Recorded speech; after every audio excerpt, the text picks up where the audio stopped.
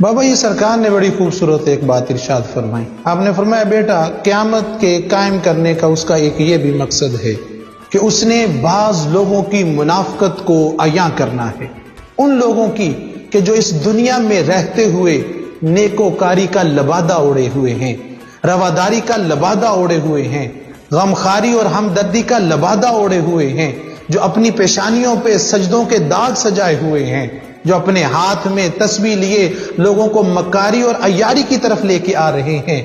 کل بروز حشر جب ہر چیز نے واضح اور نمایاں ہو جانا ہے تو پھر ان لوگوں کی مکاری اور عیاری بھی واضح ہو جانی ہے. پھر پوری میدان معاشر میں پوری مخلوق کے سامنے وہ لوگ رسوا ہوں گے. کون لوگ؟ کہ جو اپنے تعلق کو، جو اپنے رب کے ساتھ تعلق ہے، اس کو بھی دھوکے میں رکھا ہوا ہے. اس لیے اللہ کے ساتھ تعلق بالکل خالص ہونا چاہیے، کسی ریا پر مبنی نہیں ہونا چاہیے، مکر پر مبنی نہیں ہونا چاہیے.